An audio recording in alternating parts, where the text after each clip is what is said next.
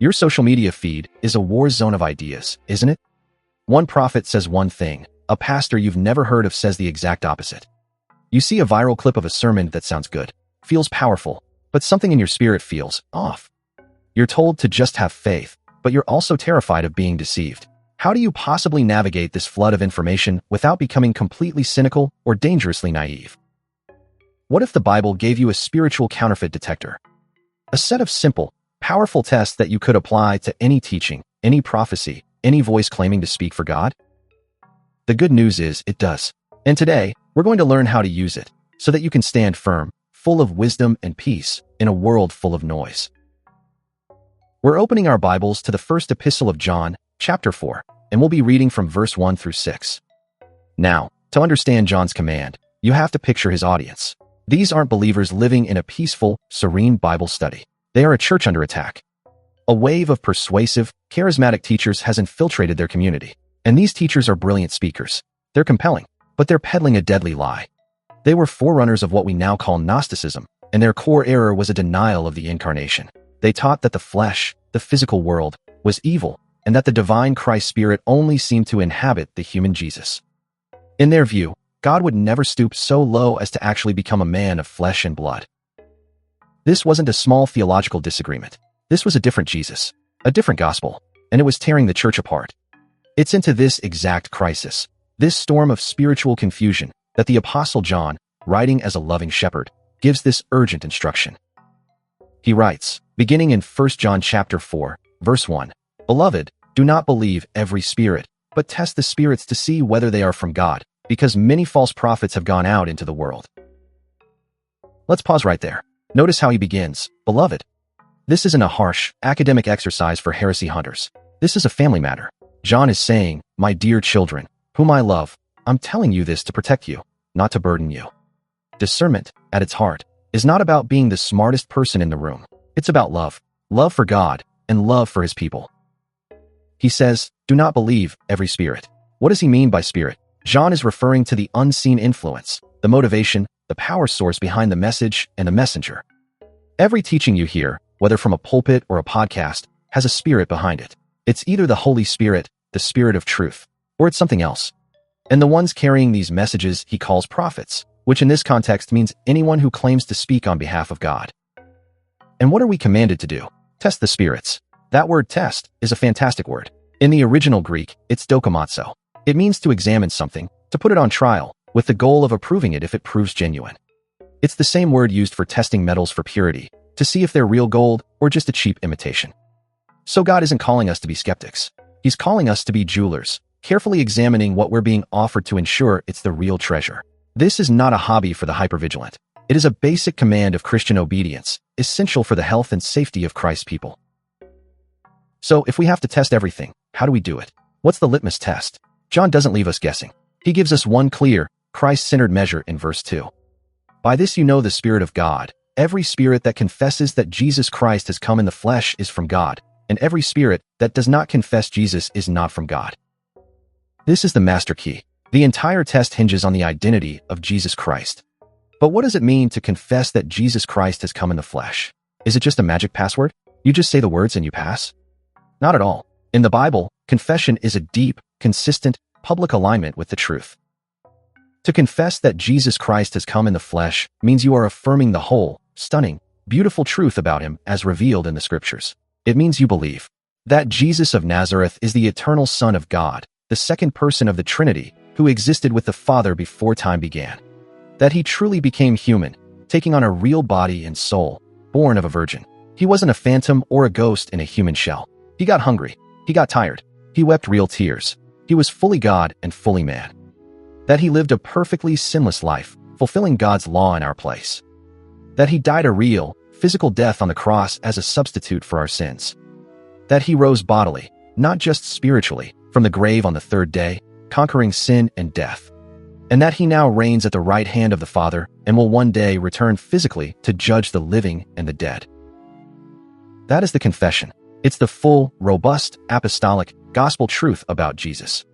Any spirit, any teaching that dodges, dilutes, or denies any part of that glorious reality is not from God. John gives it a terrifying name. He says in the end of verse 3, This is the spirit of the Antichrist, which you heard was coming and now is in the world already. The spirit of the Antichrist isn't necessarily a loud, angry, Satan-worshipping spirit. It's far more subtle. It's any spirit that resists, replaces, or reduces the real Christ. It creates a Jesus who is more palatable, more convenient, a great moral teacher, a revolutionary, a cosmic consciousness, anything other than the crucified and risen Lord who demands our total allegiance. Next, John gives us a second, powerful diagnostic tool. It's brilliant. He says you can tell the origin of a message by looking at its audience. Look at verses 5 and 6. They are from the world. Therefore they speak from the world, and the world listens to them. We are from God. Whoever knows God listens to us. Whoever is not from God does not listen to us. When John says the world, he doesn't mean the planet Earth. He means the system of human society that is hostile to God, organized around pride, unbelief, and rebellion. So, false teaching, because it originates from this world system, is designed to appeal to it. It flatters human pride. It tickles our ears. It tells us what we want to hear, that we're basically good, that we can earn our way to God, that sin isn't really that big of a deal, that we can have Jesus without the cross. And because it sounds so appealing, the world loves it. A teaching that amasses a huge following of people who do not love God is a giant red flag. But true apostolic teaching? It's different. John says, we are from God. Whoever knows God listens to us. The U.S. here is a direct reference to the apostles, the eyewitnesses whom Christ commissioned. Their testimony, what they saw and heard and touched, is now permanently preserved for us in the pages of the New Testament. So here's the test. Does this new teacher, this viral video, this popular author, do they joyfully submit to the authority of the apostles' doctrine in Scripture? Or do they subtly twist it, ignore the difficult parts, or claim a new revelation that goes beyond it? True teaching will always lead you deeper into your Bible. False teaching will always try to lead you away from it, or to place the teacher's own words as an authority above it. By this, he says, we know the spirit of truth and the spirit of error. Now, all of this talk about false prophets and the spirit of the Antichrist could make a person very anxious. How can I be sure I won't be deceived? John anticipates this fear, and he speaks one of the most comforting truths in all of Scripture. Look at verse 4. Little children, you are from God and have overcome them, because he who is in you is greater than he who is in the world. Do you see that? Your discernment is rooted in your identity, not your intellect. It's founded on assurance, not anxiety. John says, you are from God. It's a settled reality. And because you belong to him, you have overcome these false spirits. It's a past tense victory. Why? Is it because you're so smart? So clever? No, it's because he who is in you, the Holy Spirit, is greater than he who is in the world, the devil. You don't test the spirits to earn your safety. You test the spirits because you are already safe. You don't examine teachings to keep from being kicked out of the family. You do it because you're a beloved child in the family, and the shepherd wants you to recognize his voice and not be led astray by the voice of a stranger. This changes everything. Discernment is not a fearful act of self-preservation. It's a joyful act of walking in the wisdom your Father has already provided. John gives us the core principles, but the beautiful thing about the Bible is that Scripture interprets Scripture. God's word elsewhere sharpens these tests for us. Way back in the Old Testament, in Deuteronomy chapter 13, God warns Israel about a specific scenario. What if a prophet comes, and he performs a miraculous sign or wonder, and it actually comes true? But then he says, let us go after other gods. What's God's command? You shall not listen to the words of that prophet. The test was not the miracle. The test was doctrinal fidelity. Truth always outranks spectacle.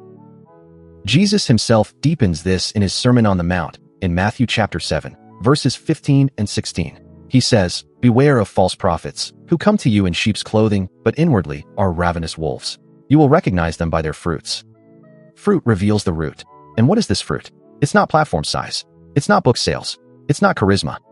Biblical fruit includes the doctrine they teach. Is it the pure gospel? It includes their character. Do they display humility, repentance, integrity? And it includes the effect on the flock. Are people being built up in love and holiness? Or are they being scattered, exploited, or made proud?